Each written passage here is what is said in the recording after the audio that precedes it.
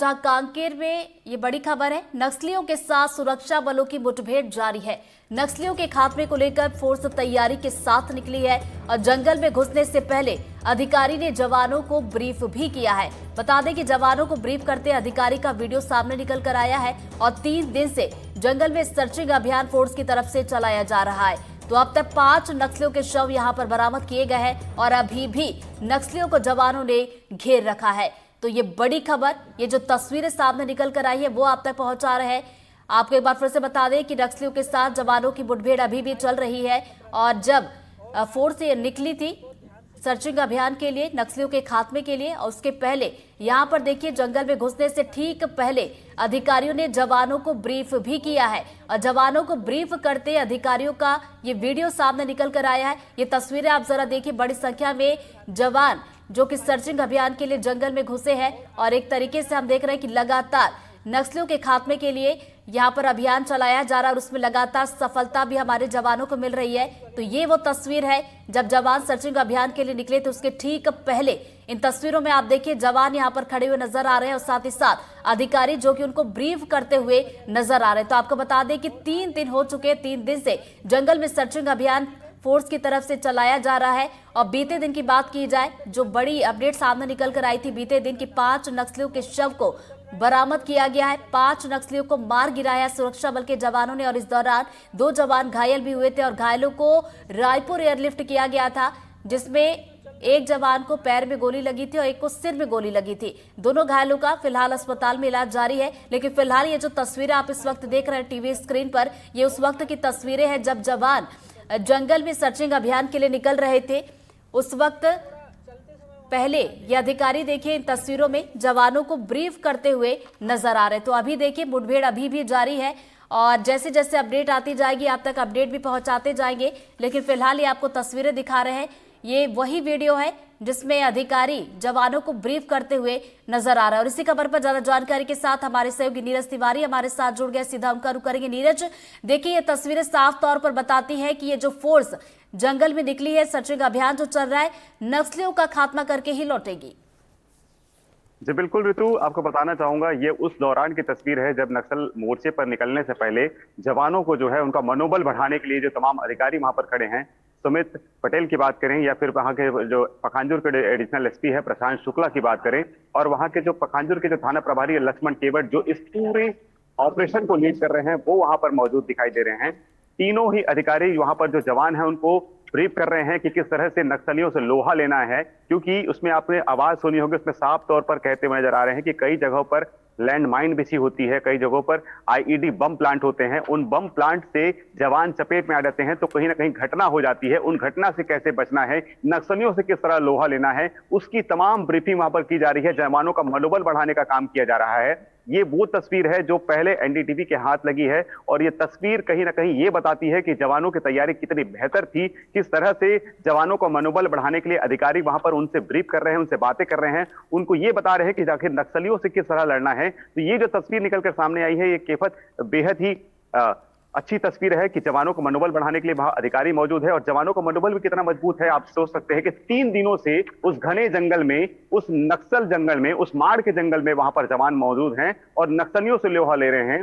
तमाम तरह की तस्वीरें निकलकर सामने आ रही हैं और उन जानकारियों से भी ये जानकारी मिल रही है कि अभी भी वहां पर रुक रुक कर फायरिंग हो रही है। जवान मुस्तैद हैं। 5 माओवादियों के जो है शव बरामद किए गए हैं। इसके अलावा कुछ हथियार भी बरामद किए गए हैं, नक्सल साहित्य, नक्सल सामग्रियां बरामद की गई है।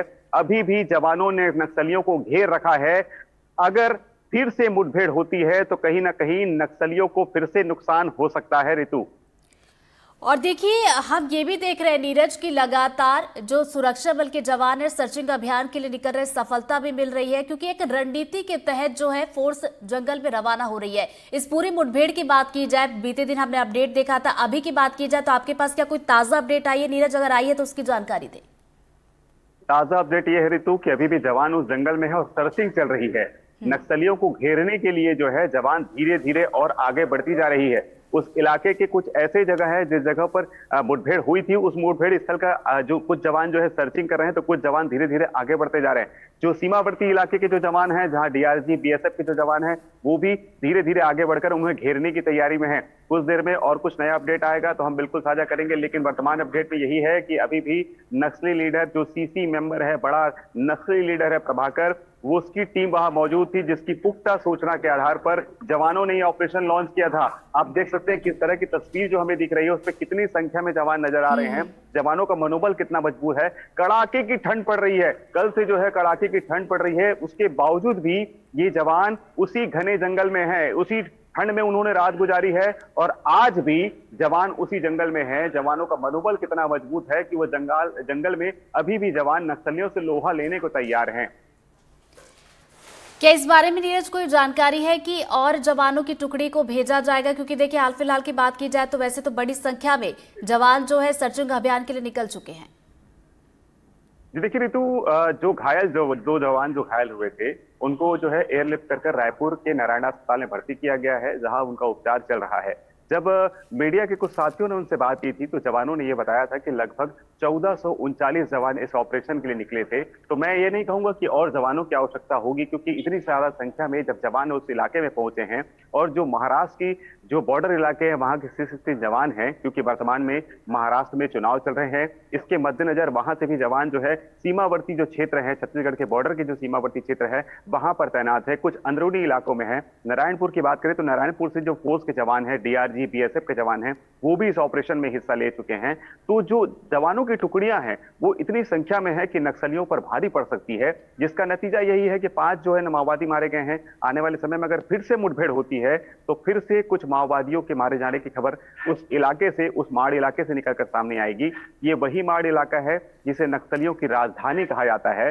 आज उस राजधानी पर बीते 3 दिनों से जवानों ने कब्जा कर लिया है और जवानों ने उस कब्जा कर वहां से 5 माओवादियों को मारा है। पहले भी हमने देखा था कि बड़ी संख्या में जवान इसी माड़ इलाके में, उसी राजधानी माओवादियों के राजधानी इलाके में पहुंचते हैं और जवान अपने ऑपरेशन को लॉन्च करते हैं और ऑपरेशन लॉन्च करने पर बड़ी संख्या में माओवादी मारे जाते हैं। बस्तर में यही हो रहा है, लगातार इस इलाके में फोर्स पहुंच रही है। नारायणपुर का मुठभेड़ हमने देखा, दंतेवाड़ा का मुठभेड़ हमने देखा, कांकेर का वो 29 माओवादियों को मारे जाने वाला मुठभेड़ हमने देखा। उस मुठभेड़ को जब हम मुठभेड़ स्थल पर पहुंचे थे तब हमने देखा था कितना घनघोर जंगल है।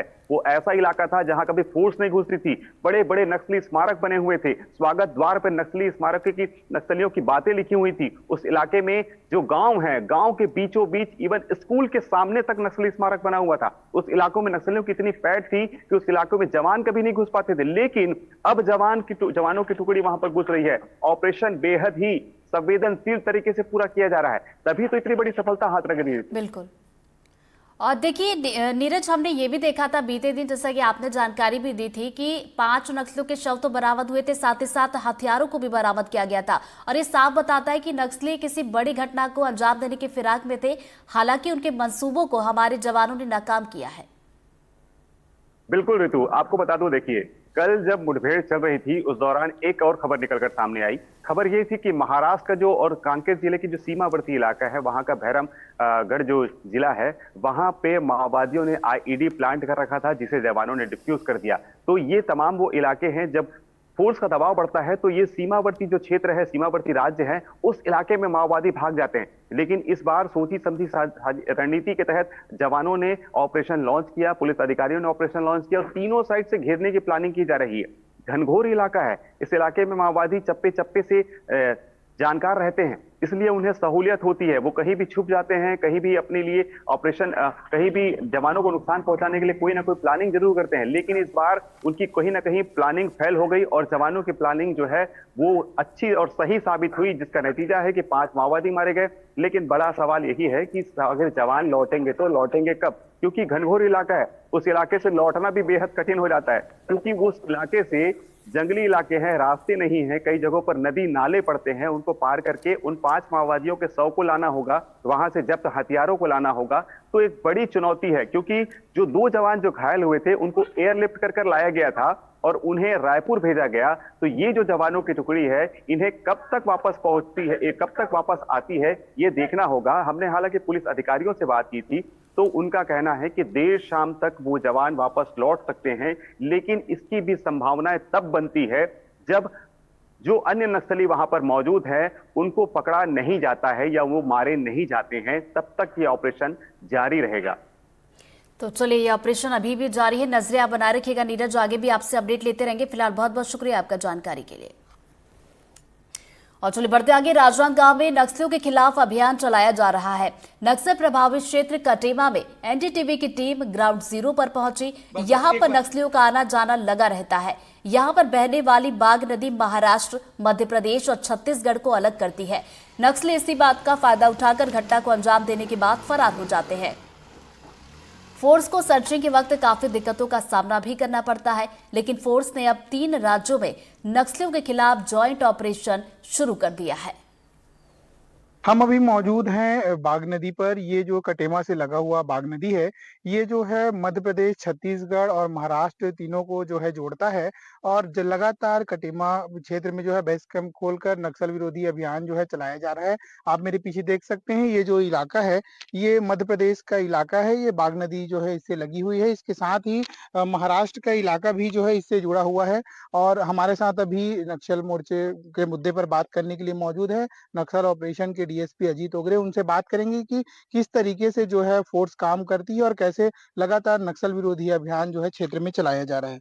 जी बताएंगे किस तरीके से फोर्स काम कर रही है अपनी। ये जो बाघ नदी है, ये कटेमा का जो इलाका है, ये तीनों राज्यों का ट्राई जंक्शन है, जहां पर हमारी ओर कटेमा कैंप है, महाराष्ट्र में मुरकुड्डो कैंप है और नॉर्थ में मध्य प्रदेश का सीतापाला कैंप है।